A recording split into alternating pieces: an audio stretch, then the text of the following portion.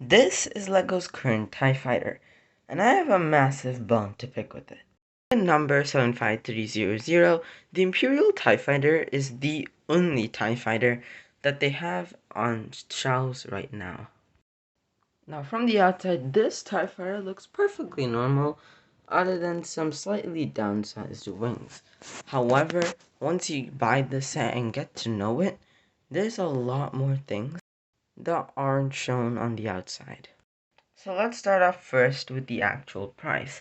This TIE Fighter retails for $44.99 US. And I'm not going to talk about price per piece, but rather about the value that you get in this set. And as you can see, the TIE Fighter is quite small. Now I was expecting this to be small when I bought it, as the wings were obviously downsized, but not this small. Still, that's all fine and dandy. Why is this bugging me? What's causing it to be an improper LEGO set? Well, for one, the actual TIE cockpit. This little TIE cockpit is causing so many problems. For starter, the inside of the cockpit, as you can see, it lacks studs. It's completely tiled off.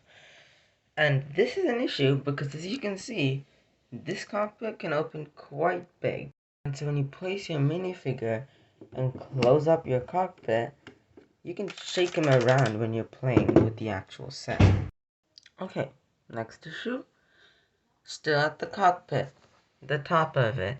This little piece is so annoying. Just take a look at how free this thing moves.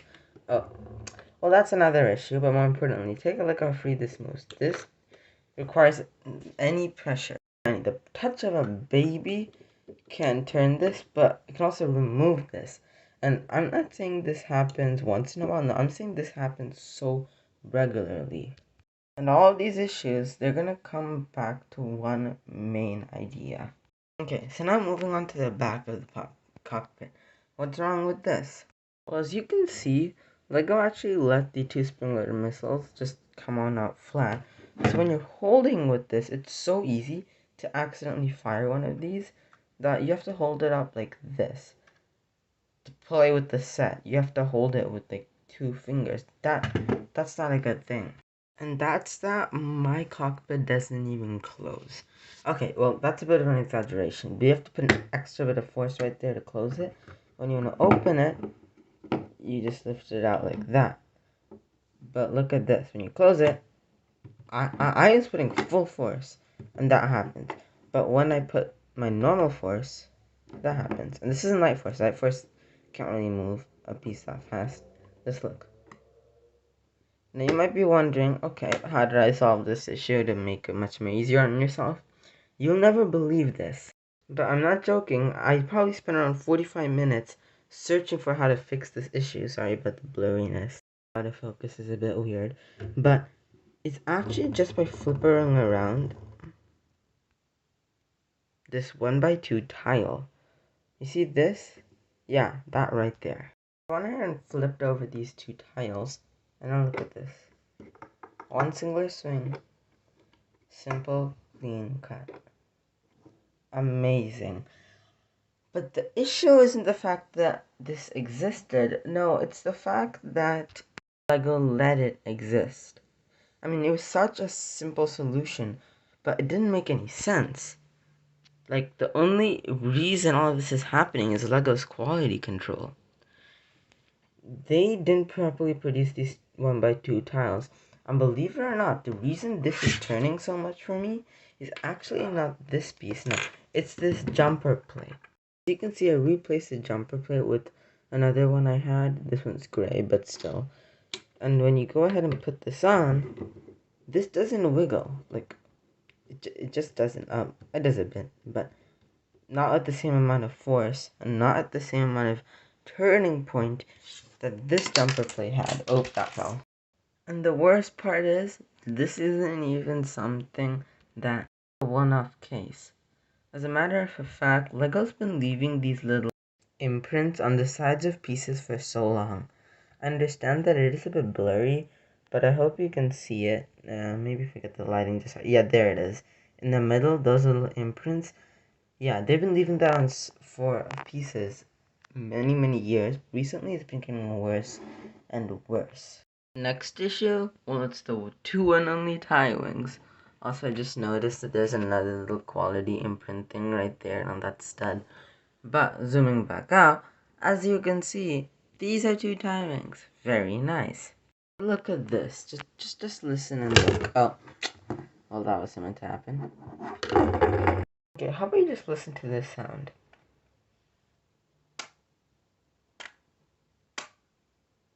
Yeah, that's a sound these tie wings are making. And it's actually because of right here at the corner. Since this isn't completely and properly flushed up, as you can see, there's a little bit of light peeking through there. Since Lego didn't do it like that, yeah, I don't blame them at all.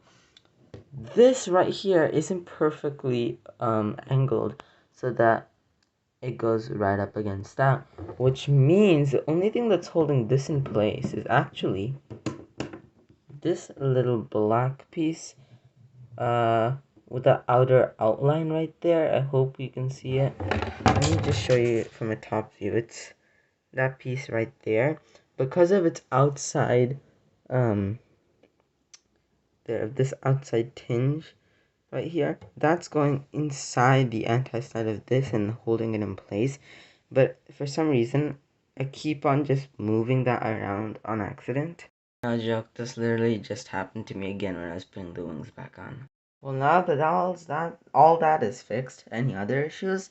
Yes, this right here, these little 1x3 plates, they are connected with 2 studs, not 3 studs, which is it's good. It's much better than a 1 stud connection. That causes it to be able to easily be knocked off. Not completely, but just enough like this, I believe it was. And then, since the more and more you play with it, it just keeps coming off. Also, there's another imprint mark. I hope you can see it. Anyways, this is LEGO's official TIE Fighter. With all of these problems and 2 extra minifigures, who wouldn't love this deal? Okay, getting out of that sarcastic voice, there is a bit of a broader issue with this. If this type of quality is what other people are getting, it wasn't just me, Lego might lose their top spot, because the whole point anyone buys from Lego is because of their absolute perfect molds. And while they're nowhere close to going that low yet, if they continue going down this path, soon enough, they will be. Well, that's it for this Lego review. And if you're wondering why I bought this set so late, I've always had my eye out for it. But when I saw the tie bumper release, I'm like, you know what? I gotta have this as well. Anyways, if you're interested in seeing me review some other videos, check out the playlist on your screen. Or check out the other video that YouTube recommends to you. I'll see you later. And make sure to build with skill.